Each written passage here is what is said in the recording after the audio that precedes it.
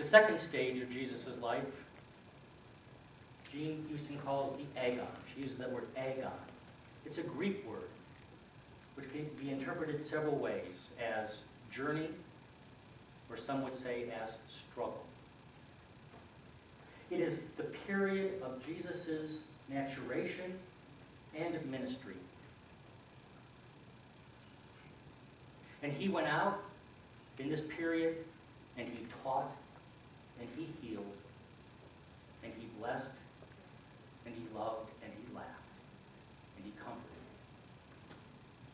That's what he did in his maturation and ministry.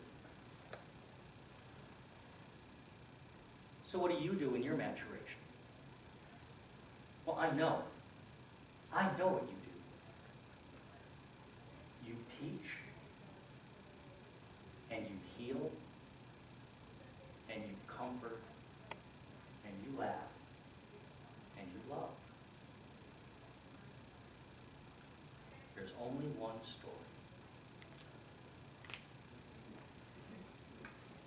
story. In the third phase of Jesus' story, he dies and is resurrected.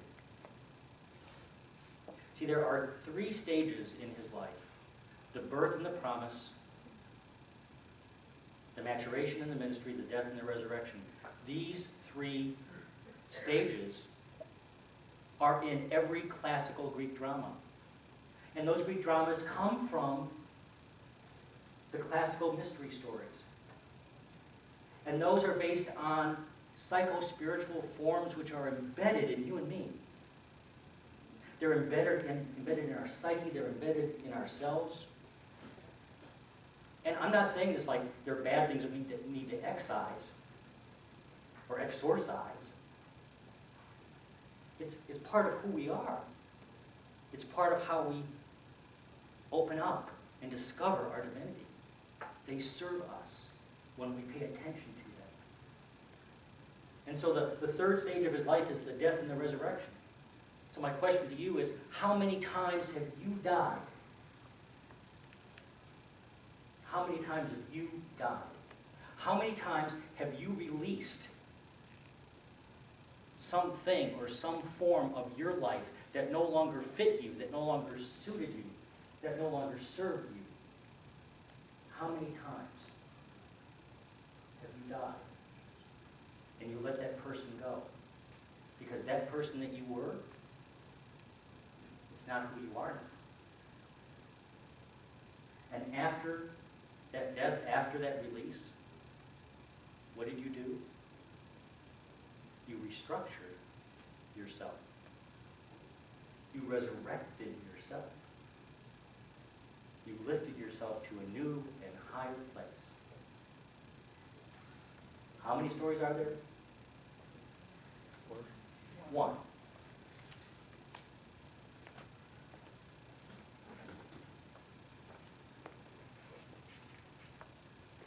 Jean Houston writes, "We enter life, you enter life, in the immaculacy of pure potentiality, which we seem to lose by yards and win back by inches on our life's journey." I love what I'm sharing here. Which we seem to lose by yards and win back by inches on our life's journey. And then at some point we die to a part of ourselves. And suddenly out of that death we experience a resurrection, a harvest of everything we were and are and shall be, literally raised to a whole new dimension of being. Each of us has died at some point, emotionally or spiritually. And each of us can experience that death transfigured by a new pattern and a new potency. And I have seen this in so many people here that I have direct knowledge of. I have had the privilege of witnessing a death and a resurrection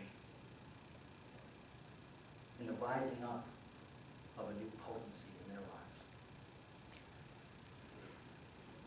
The Christ figure is the epitome of fulfillment. The Christ figure is the epitome of fulfillment.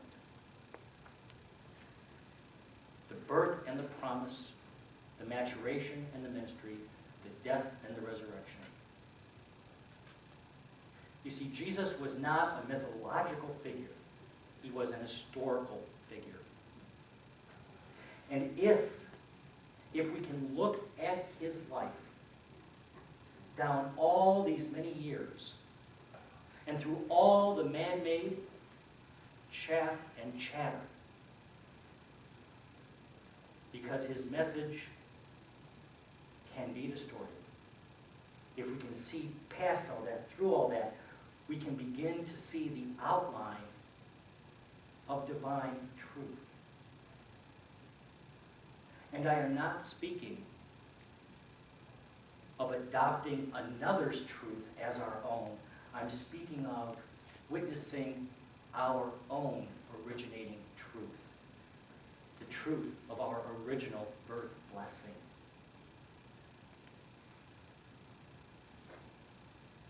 Our original birth blessing. Because at the advent of your birth, a God's seed came into being. There's only one story. And you and I